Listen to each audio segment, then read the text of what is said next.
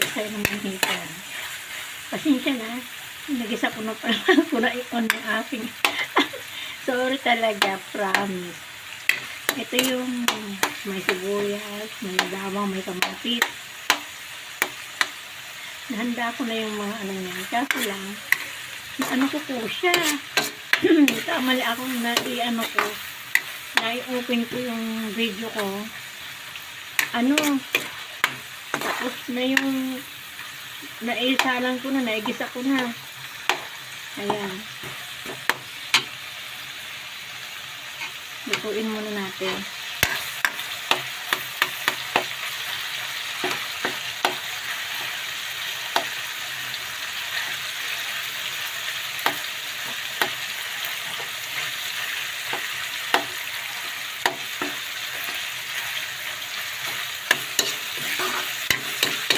Ayan siya.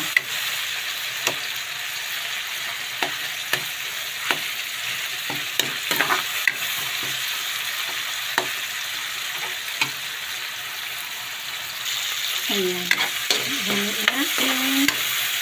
Ito yung hipon.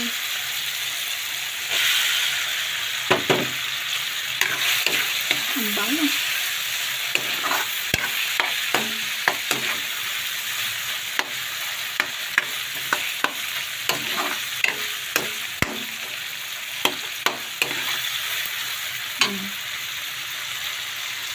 Ayan. Ang ating hipon. Ito po yung, inuuna ko po ang pangga ng pitsay. Bago yung dahon kasi medyo ano po. Kasi na po medyo ano ating vlog. Ako lang po kasi ang nagawat. Ayan.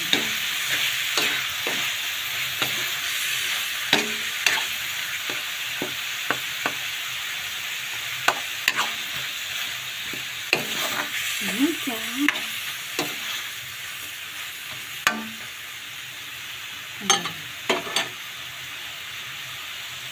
Ayan, ang pitsay. Ang tangke ng pitsay.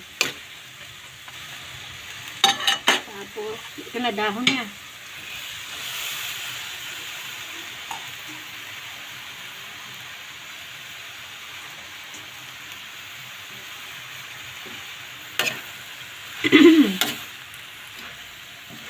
Ayan. Wala akong maisip lutuin eh. Ang dami kong pitsay kanina nakita ko sa palengke. Bumili ako at saka hipon na yan. Ayan, diba? Sarap.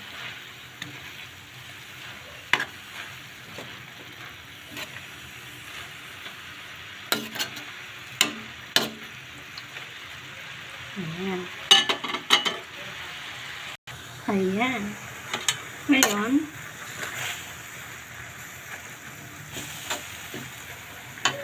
ilalagay ko po yung sabaw ng ulo. Pinisil, ano ko po yan ngayon. Pampalasa. Yung sabaw po ng ulo. Ayan, may sabaw.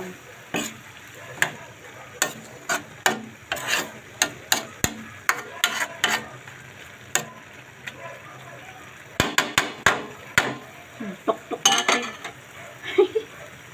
Lagyan ko po siya ng konting asin ito.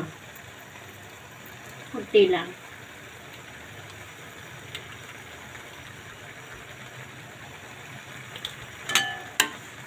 Ayan.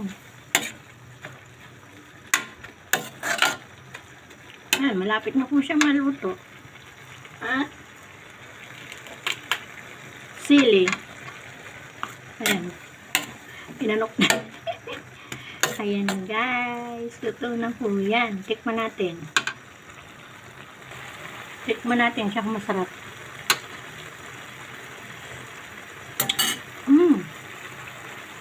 Matabang.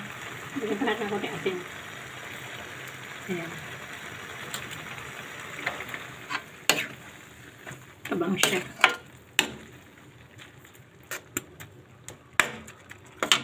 Ano natin? Tikman ulit. Ayan, sarap na. Sarap. O, ayan guys. Yan lang po ang aking recipe ngayon. Pitsay na hinaluan ko ng konting hipon. Masarap na. Bye bye. Thank you for watching.